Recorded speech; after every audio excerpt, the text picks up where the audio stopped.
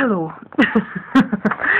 um, it's going to be my 100th post, I think.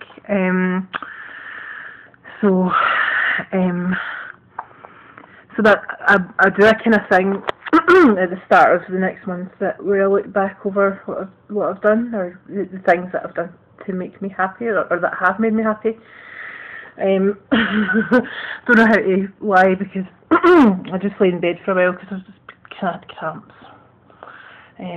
You women will know what I'm talking about. So I'm just going to do it from my bed. Who cares?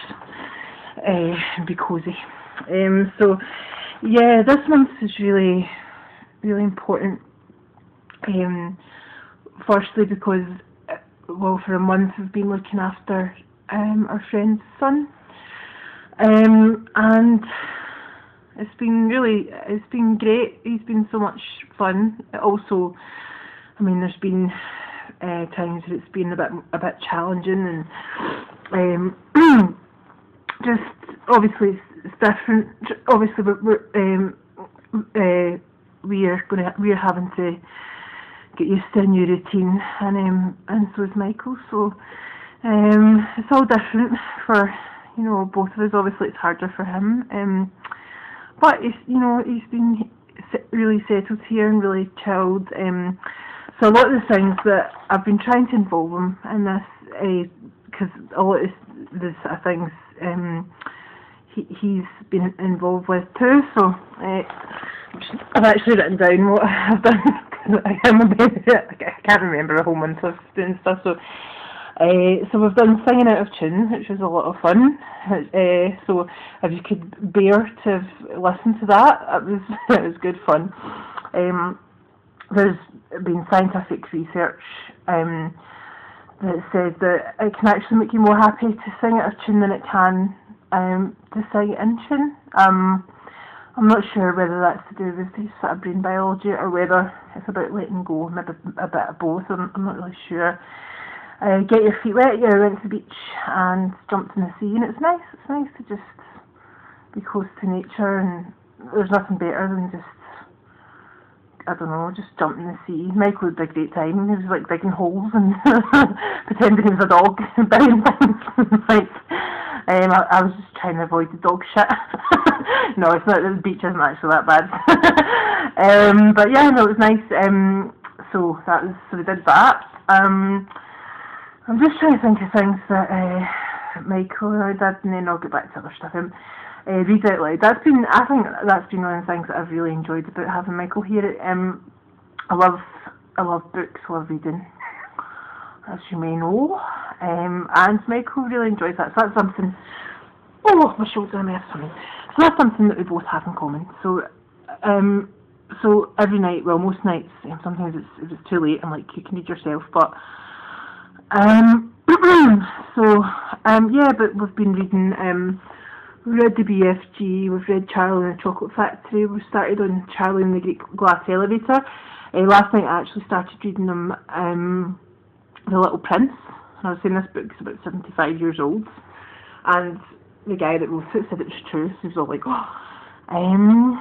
So we were reading that last night. So that's been really enjoyable, and yeah. It's interesting. I wasn't sure whether I wanted kids or not, and I had been my partner and I had been talking about fostering, and it was something that would maybe the woman that had actually came out to interviews, and she said that because of my sort of psychology background, studying psychology and counselling, and because my partner's a social worker who works actually with children and families that are at risk of being accommodated, she tries to do everything she can to stop that happening and tries to kind of fix, I suppose, kind of in a therapy way. So we would be ideal to foster. Actually, in this area, we would have been the first. If we'd have done it at the time, we would have been the first first same-sex women couple to have adopted, to foster. Sorry. I think two guys had already done it. I don't know what people's views are on that. I don't care. So yeah, so anyway, but yeah, so I think it's given us a lot of insight into just how time it is. I think to have a child, to look after a child, and to do what he thinks best and what he thinks right. I'm lying in a really awkward position. I'm just kind of like, so my shoulders hurting. Yeah, it's so rewarding. Ultimately, I mean, Michael's been so much fun. It's been great. So, but yeah, obviously you've got to kind of like, I don't know, just sort of like try and, I don't know if it's install your values, but try and sort of install a value system, and I don't know, it's just, but anyway, he's a really good boy. He's no bother. Anyway, so what else have we done? Went to Sea Life Centre with him and his friend. That was fun. I quite like going to Sea Life Centre. I find it really interesting, even though I find fish really leaky me. They're just kind of like evil dinosaurs. So there's one fish that just looked like a really kind of, it was, they've got such dead eyes, so that's why I eat them. Haha. Even though I was vegetarian for about 14 years. Let me see. Wear a moustache all day. That was interesting. Actually, every time we do wear a moustache for a day, it kind of gets cut short. We did wear it for most of the day, but then Michael's mum wanted him up for dinner, so and he didn't really want to wear a moustache. I don't blame him. But yeah, we answered the door to the postman, and she's now terrified of me. It's kind of quite embarrassing getting the mail, but well, it was worth it. It was fun. Have a trick played on you, yeah. That was because Michael's asked me to teach him tricks on the yo-yo.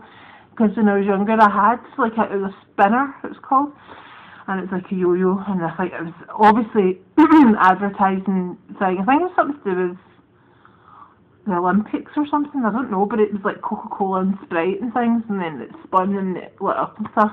But I could do like round the world and stuff, so I was showing Michael, and then he was like, right, show me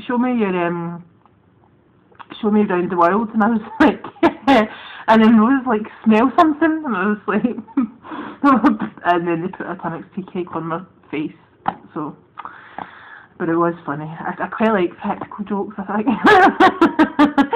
Even if I'm the victim. But yeah, it made me laugh. So I might maybe I'll play some practical jokes on other people next month, and that's something that'll make me happy. I think I would be murdered if I did something like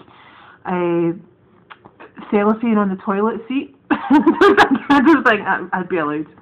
What else? Super Ning powers? Don't know. Oh yeah, Super Ninja powers. Managed to put loads of good, because my partner and I like to eat quite well, well, I say healthily, our meals are healthy. So we were trying to get him to eat sort of peppers and onions and mushrooms. I think he was very, very fussy. When he first came here, he was just eating chicken nuggets and pizza, and that was like, he was just wouldn't eat anything. He started eating raw apples and carrots because we were giving them to the animals, and I was like, just eat them, they're good. And he was just like, so he eats raw apples and eats carrots, so that was a good start. But yeah, so now he's eating kind of like things that are a lot more healthy, so that's good. But yeah, it was fun because I was like blending things, and I was like sort of kind of pretending, not lying. I just went, yeah, it's got tomatoes in it, tomato sauce, but it also had peppers and basil and garlic. Is there anything else to do with Michael? Well, Halloween, yeah.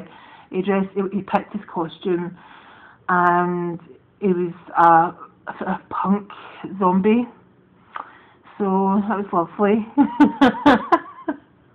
some kids dress up as like Spider-Man, literally dress up as these scarecrows, and he's just like, ah. That's totally what I wanted to dress up as when I was 9, I think. So yeah, this can be part 1 because it'll take ages to upload, and this has all been about kind of Michael because this has been the major thing that has made me happy. I've been really happy with him being here. Happy because I think kids are great and they're really funny and they just make me laugh.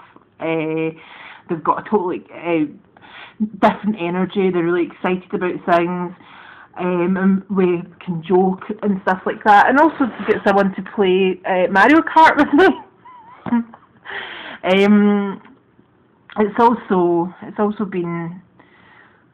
It's also made me happy for, I suppose, on a deeper level, because you are looking after someone, and when you do that, that's, you know, that it just does.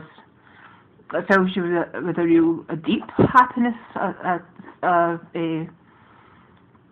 Yeah, it's just really satisfying and really yeah. So I suppose it's a less superficial happiness and just like giggling and joking. And I think that giggling and joking, I think that's great, and you should laugh every day.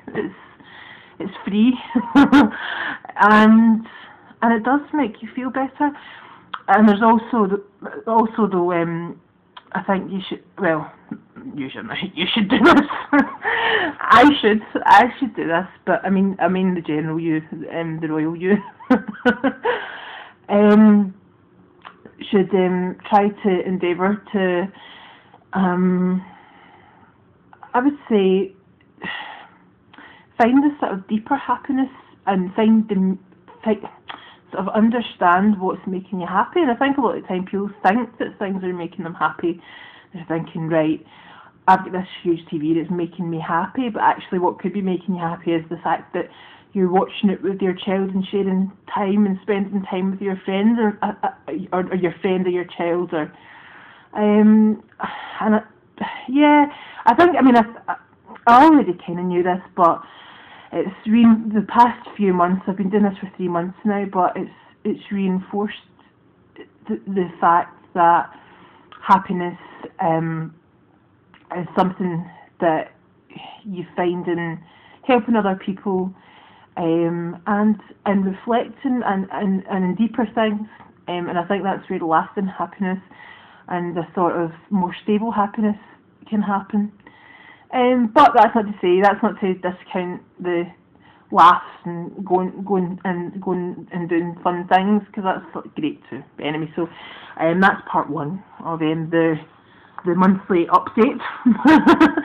So again, I'm just up. One of these days I'll take a video and I'll be all glamorous. But maybe. Okay, right. Okay, part 2 coming up soon.